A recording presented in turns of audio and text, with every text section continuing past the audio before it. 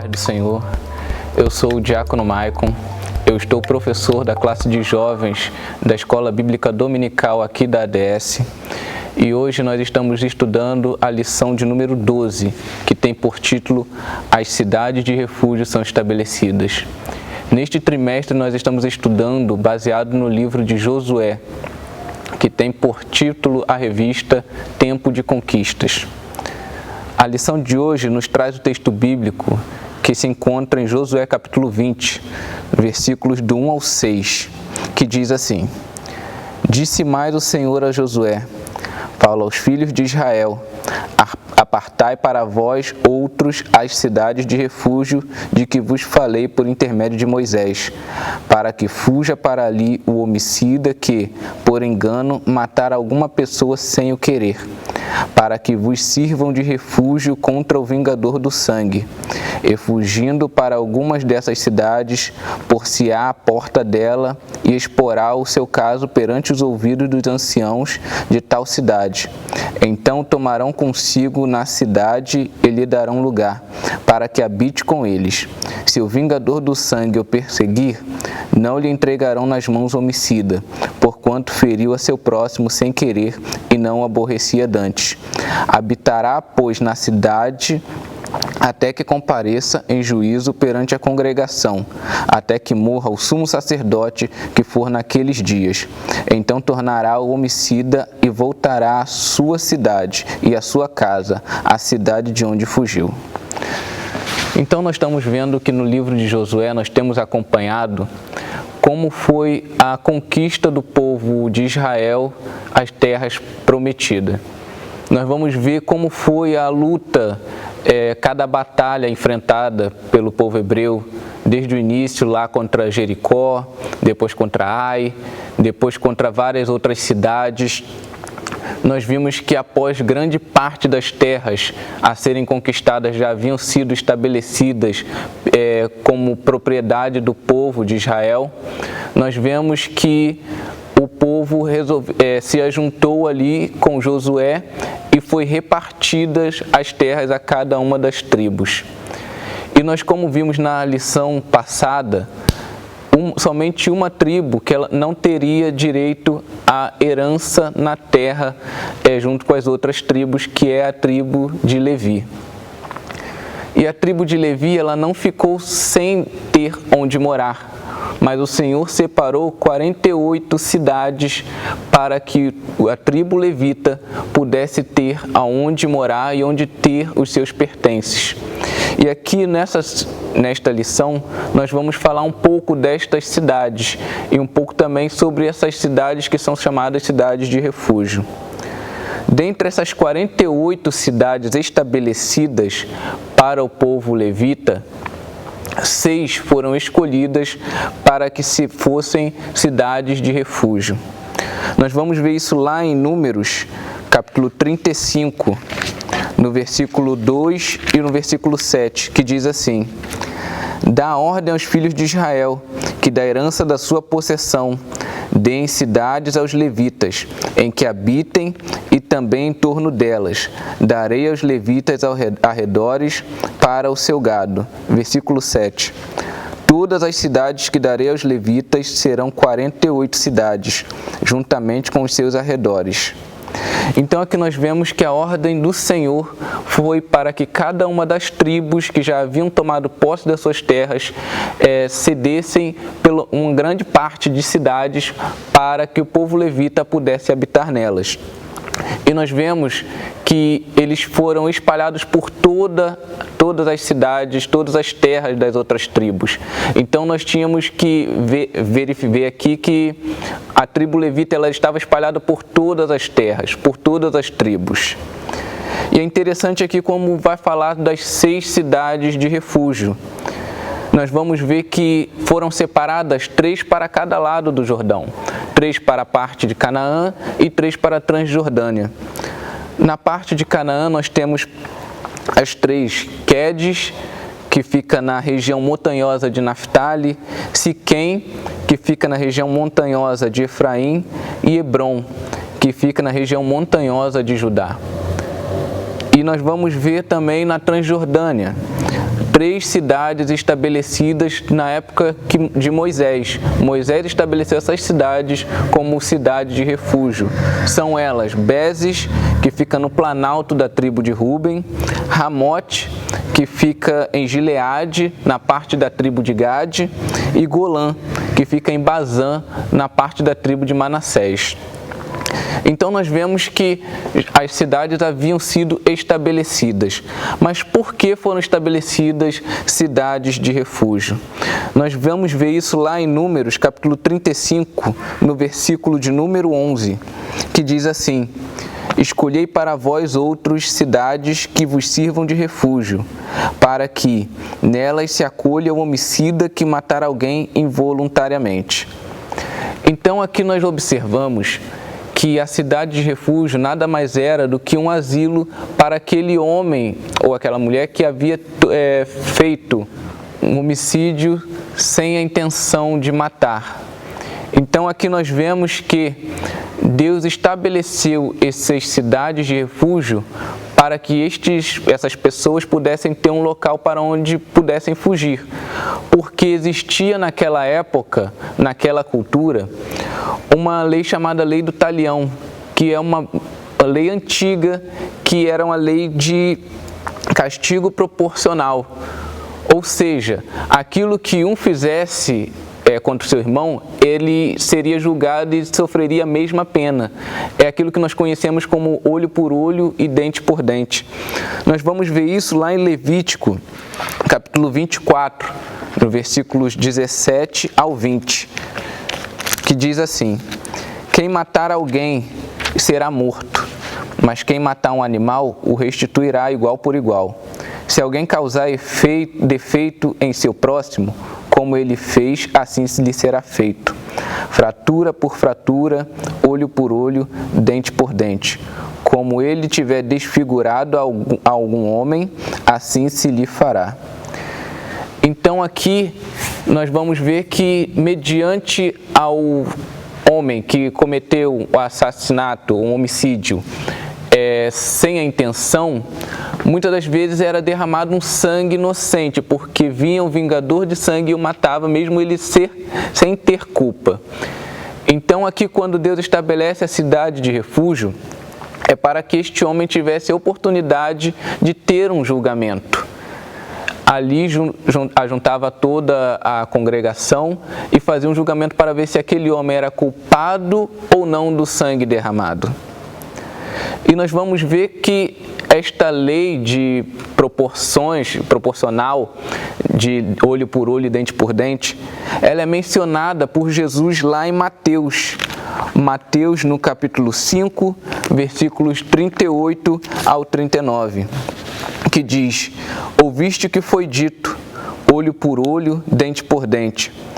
Eu, porém, vos digo, não resistais ao perverso, mas a qualquer que te ferir na face direita, volta-lhe também a outra.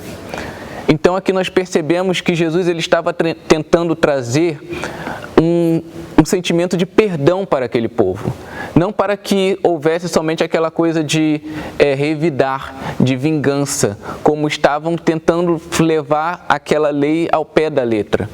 Então aqui Jesus ele demonstra que nós deveríamos observar e dar o perdão. Nós deveríamos evitar revidar. É isso que o cristão ele deve fazer. Não revidar mal por mal. Não revidar soco com soco ou violência com violência. Mas sim perdoar. E aqui Jesus usa essa situação do se ferir-lhe a tua face, você dá a outra. Então aqui nós vemos o ensinamento de Jesus baseado naquilo que era muito comumente usado no passado, que era essa questão do olho por olho e dente por dente. Nós vamos ver que a cidade de refúgio era algo exclusivo somente para o homicida que não tinha intenção de matar. Aquele que tinha intenção de matar, a lei já dizia que ele seria morto. Mas aquele sem a intenção de matar, ele tinha essa oportunidade de se achegar a uma dessas cidades de refúgio e se exilar ali até o seu julgamento. porque nós vimos que existia o vingador de sangue, ou seja, o vingador de sangue era o parente mais próximo da pessoa que foi assassinada. E se essa pessoa ela matasse o seu homicida, o homicida do seu parente mais próximo, ela não seria culpada desse sangue, porque era o que estava de acordo na lei daquela época.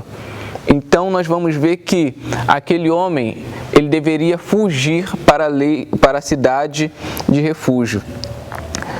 E durante esse período, ele ficava guardado naquela cidade. Ele ficava guardado junto com os levitas, ali aguardando a sua sentença. Caso fosse condenado, nós vamos ver lá em Números 35, no versículo 19, caso fosse condenado, ele sofreria pena de morte. Em versículo 19 diz: o vingador do sangue, ao encontrar o homicida, matá-lo-á. Então essa era a condenação para o homicida que fosse condenado mediante a todo o julgamento que seria feito baseado no homicídio, na história que ocorreu entre essas duas pessoas. E nós vamos ver também que, caso ele fosse absolvido, ele viveria na cidade de refúgio, onde encontrou abrigo, e ficaria lá até a morte do sumo sacerdote. E só após a morte do sumo sacerdote, ele poderia voltar para sua casa em segurança. Porque se o vingador de sangue ou qualquer outro parente daquele que havia sido assassinado matar esse homem, o sangue dele seria sobre essa pessoa e ela deveria ser morta também. Então, mediante isso, ele recebe o perdão do homicídio culposo. Então, nós vamos ver que no momento em que este homem ele está na cidade de refúgio, o sumo sacerdote, ele ainda permanece vivo, ou seja, ele não está morto, como diz na lei, ele sair da cidade e o vingador do sangue o encontrar e matá-lo, ele não seria culpado por este sangue. Então nós vamos ver isso lá no versículo 26 e 27 de Números 35, que diz: porém, se alguma sorte o homicida sair dos limites da sua cidade de refúgio, onde se tinha acolhido, e o vingador do sangue o achar fora dos limites dela, se o vingador do sangue matar o homicida, não será culpado do sangue. Então aqui nós vemos algo que é interessante, que nos faz refletir na nossa vida cristã. Jesus é nossa cidade de refúgio. Nós vamos ver lá em Salmos 46 que Deus é o nosso refúgio e fortaleza, socorro bem presente na hora da angústia. Então aqui nós vamos ver que enquanto nós estivermos debaixo das potentes mãos de Deus, debaixo do seu refúgio, mal nenhum toca em nós. Mas a partir do momento que nós nos afastamos e nós saímos dessa cidade, nós estamos fadados a sofrer as consequências. E a maior consequência que pode acontecer é o afastamento total de Deus, que vai gerar a morte eterna. Então que nós possamos ficar firmes debaixo do refúgio que é o Senhor em nossas vidas.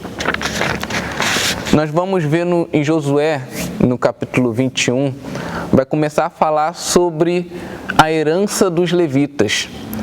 Eles foram os últimos a receberem a sua herança e eles foram solicitá-la a Josué, ou seja, exigir que fosse feita a distribuição da sua herança.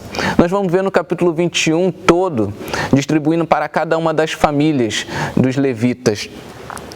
E eles solicitam isso a Josué e vai sendo organizado da mesma forma como foi distribuído para as outras tribos, assim dentro da tribo dos levitas. E nós observamos que as cidades mais próximas de Jerusalém foram as cidades que ficaram para os sacerdotes. Aqui nós vamos observar que é algo interessante, que logo mais no futuro, ali em Jerusalém seria construído o templo. Mas aqui Deus já estava arquitetando para que todos os sacerdotes vivessem próximos do templo. As cidades sacerdotais ficassem ao redor de Jerusalém. E nós vamos ver lá em Josué capítulo 21, no versículo 43 ao 45, que diz assim: Desta maneira deu o Senhor a Israel toda a terra que jurara dar a seus pais, e a possuíram e habitaram nela. O Senhor lhes deu repouso em redor, segundo tudo quanto jurara a seus pais. Nenhum de todos os seus inimigos resistiu diante deles. A todos eles o Senhor lhes entregou nas mãos. Nenhuma promessa falhou de todas as boas palavras que o Senhor falara à casa de Israel. Tudo se cumpriu. Então aqui nós vamos ver como a palavra de Deus ela se cumpre na vida de todo o povo de Israel. Nós vemos aqui como Deus ele foi zeloso pela sua promessa e pela sua palavra. Deus prometeu que daria a terra de Canaã a seu povo. E aqui nós vamos ver a conclusão desta promessa. Nós vamos ver que tudo que Deus falou se cumpriu. Então que nós possamos ter fé e confiança, porque a palavra do Senhor, ela não volta vazia. Aquilo que o Senhor promete, isso Ele cumpre. Lá em Números vai dizer que o Senhor não é homem para que minta e nem filho do homem para que se arrependa. Então Deus, Ele zela pela sua palavra e pela sua promessa. Assim como Ele fez ao povo de Israel, ao povo levita, que fez uma promessa e a cumpriu exatamente da maneira como Ele prometeu. Nós vamos ver um pouco mais à frente, no capítulo 22, que Josué, ele manda as 2,5 tribos, as tribos dos Rubenitas, Gaditas e Manassés do leste, de volta para a sua possessão, que estava na Transjordânia, ou seja, do outro lado do Jordão. Então nós vamos ver que aqueles homens, eles tinham feito uma promessa ao próprio Moisés, de que eles ajudariam seus irmãos a conquistar Canaã, mas eles teriam a possessão das suas terras na Transjordânia, na terra dos Amonitas. Então aqui nós vemos que eles ficaram durante todo este tempo lutando em favor dos seus irmãos, até que cada um pudesse tomar posse da sua terra, só para logo após voltar e tomar posse das terras que lhe eram de direito. Então nós vamos ver isso lá em Números, capítulo 32, nos versículos 18 ao 22,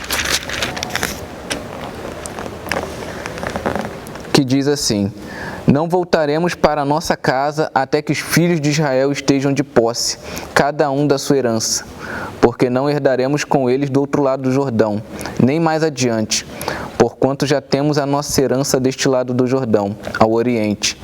Então Moisés lhe disse: Se isto fizesse, assim se vos armado passar o Jordão perante o Senhor, até que haja lançado fora os seus inimigos de diante dele, e a terra estiver subjugada perante o Senhor. Então voltareis e sereis desobrigados perante o Senhor e perante Israel, e a terra vos será por possessão perante o Senhor. Então, após a conclusão das conquistas de todas as outras tribos, estas 3 últimas tribos, elas estão desobrigadas a continuarem a batalhar junto com seus irmãos e são liberadas para voltarem às suas terras. E é interessante que nós vamos ver em Josué, capítulo 22, versículo 5, que Josué ele faz uma exortação a essas 3 tribos. Ele diz assim: Tende cuidado, porém, de guardar com diligência o mandamento e a lei que Moisés, servo do Senhor, vos ordenou. Que ameis o Senhor vosso Deus, andeis em todos os seus caminhos, guardeis os seus mandamentos e vos achegueis a Ele, e o sirvais de todo o vosso coração e de toda a vossa alma. Então aqui nós vemos a exortação de Josué para que eles se mantenham firmes no Senhor, confiando no Senhor, amando de todo o seu coração, mantendo as mesmas regras, as mesmas leis que estavam com eles quando eles estavam junto com os seus irmãos, na parte oeste do Jordão. Então, que nós possamos também guardar isso em nosso coração. Às vezes estamos um pouco mais afastados, mas nem por isso nós deixamos de obedecer e agradar a Deus com as nossas vidas. Então essas 3 tribos, elas receberam essa exortação do próprio Josué para que se mantenham firmes, mesmo estando um pouco mais afastadas, mas confiantes e adorando ao Deus verdadeiro. Nós vamos ver um pouco mais à frente que eles, após atravessar o Jordão, eles constroem um altar, um gigantesco altar. E aqui é interessante como as outras tribos, quando ouviram falar desse altar, eles imaginaram que essas 3 tribos haviam se afastado dos caminhos de Deus e estavam construindo um altar para render adoração a outros deuses, a deuses estranhos. E aqui nós vemos que as outras tribos, elas percebendo isso e lembrando do que aconteceu no percurso até ali, de que muitos homens, somente homem que pecou, todas as tribos sofreram penas. Então aqui nós vamos ver que eles levantam, se unem e vão em direção ao Jordão para batalhar contra seus irmãos, para que aquilo não venha se repetir novamente, de Deus se irá com todas as tribos por conta de 1 ou 2. E aqui nós vemos que eles vão a pelejar contra seus irmãos e vão até o local onde foi construído o altar. E ali nós vamos ver que existe um grande mal-entendido, porque os gaditas, os rubenitas e os manassitas, eles explicam que aquele altar não era para outros deuses, mas sim uma lembrança, algo que faria testemunho entre os que estão de um lado do Jordão e os que estão ao outro lado do Jordão, para que no futuro, as futuras gerações não pudessem dizer para eles que estão do outro lado do Jordão que eles não tinham parte com o povo que estava morando em Canaã. Então aqui existiu um grande mal-entendido que foi resolvido através da conversa entre os irmãos. E aqui nós vemos a necessidade que há na comunicação. Quando há falta de comunicação, acontecem esses tipos de problemas, acontecem esses tipos de situações. Então aqui, quando eles conversaram e se acertaram, perceberam que estavam ali sendo levantado aquele altar para glorificar ao Senhor. E nós vamos ver isso no versículo 34 de Josué, capítulo 22, que diz assim: os filhos de Ruben e os filhos de Gade chamaram o altar de testemunho, porque disseram: é um testemunho entre nós de que o Senhor é Deus. Então aqui era um momento de glorificação a Deus por essas 3 tribos que receberam grandes bênçãos do Senhor e gostariam de demonstrar ali, próximo ao Jordão, com aquele altar de testemunho para as próximas gerações, que só o Senhor é Deus na vida de todas as tribos de Israel. Nesta lição, nós podemos observar a importância das cidades de refúgio. Nós podemos ver o quão Deus ele abençoa e ele cumpre as suas promessas. Então aqui nós vemos que o povo de Israel ele foi abençoado porque eles foram obedientes ao Senhor em todo momento. Neste momento, eu gostaria de estar orando com você, gostaria de estar agradecendo a Deus pela sua vida e que nós possamos estar estudando cada vez mais a palavra do Senhor e aprender com Ele e através dEle. Amém? Feche os seus olhos e incline sua cabeça. Amado Deus, eterno Pai, Deus amado, Deus querido, Deus eterno, Senhor, graças te damos, ó Senhor, por mais esta aula. Muito obrigado, Senhor, pelos ensinamentos que o Senhor tem nos dado. Muito obrigado, Senhor, por cada uma das palavras que aqui foram mencionadas. Que o Senhor venha colocar fome e sede, Senhor, de te buscar na Tua palavra, Senhor. Abra, Senhor, o nosso entendimento cada vez mais para compreender aquilo que o Senhor quer falar conosco através da Tua palavra. É o que eu te peço e te agradeço em nome de Jesus. Amém.